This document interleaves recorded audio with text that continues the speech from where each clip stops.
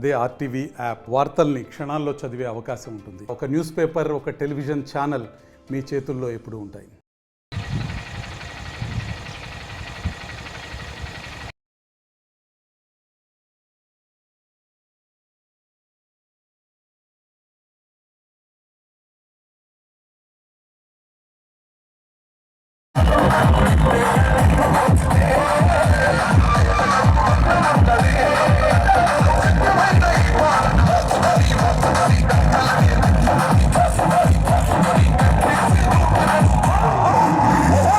కావాలి ఒక్కసారి ప్రజలు ఆలోచించారా?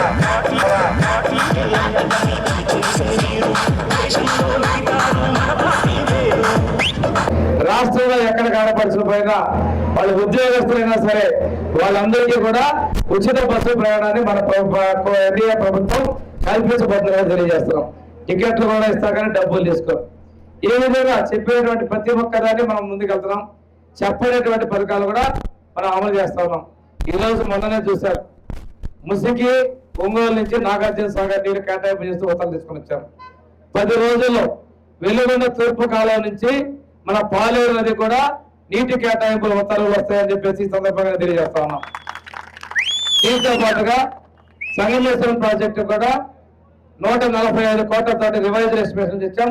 కొద్ది నెలల్లో సంగమేశ్వరం ప్రాజెక్టు కూడా పరిపాలనా అనుమతులు కూడా తీసుకొస్తారని చెప్పి తెలియజేస్తున్నాం. మన ప్రభుత్వం ప్రధానంగా మేమైతే నేను గారు సత్య కానీ మనకి నియోజకవర్గానికి నీళ్లు కోమటిరావు గారికి, సీనియర్ నాయకులు రమణయ్య గారికి, ఈ కార్యక్రమానికి వచ్చేసిన తెలుగుదేశం పార్టీ కూటమి నాయకులందరికీ, జన సైనికులకి, పాత్రికేయ మిత్రులకి అందరికీ పేరు పేరున నా నమస్కారాలు. చాలా సంతోషం.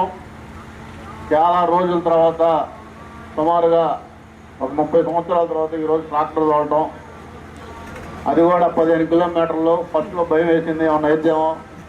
ట్రాక్టర్ అంతా బ్రహ్మాండంగా తోలాను. మీ మంత్రి గారు కూడా అంత సేఫ్గా ఈ నియోజకవర్గంలో ఆయనకి రెప్పపాటు కాపాడుతానని కూడా మీ అందరికీ ఈ సభాముఖంగా తెలియజేస్తా ఉన్నా.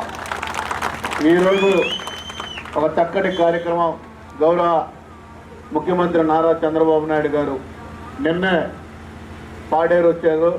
పాడేరు కార్యక్రమం అంటే అది మా జోన్లో వస్తుంది కాబట్టి నిన్న పాడేరులో ముఖ్యమంత్రి గారిని కలవడం జరిగింది. అక్కడ కూడా ఆయన ఆలోచన అంతా. మరిన్ని వీడియోస్ కోసం ఛానల్ ని సబ్స్క్రైబ్ చేయండి. లేటెస్ట్ అప్డేట్స్ కోసం వాట్సాప్ ఛానల్ ని ఫాలో అవ్వండి. అండ్ లింక్ డిస్క్రిప్షన్ లో ఉంది.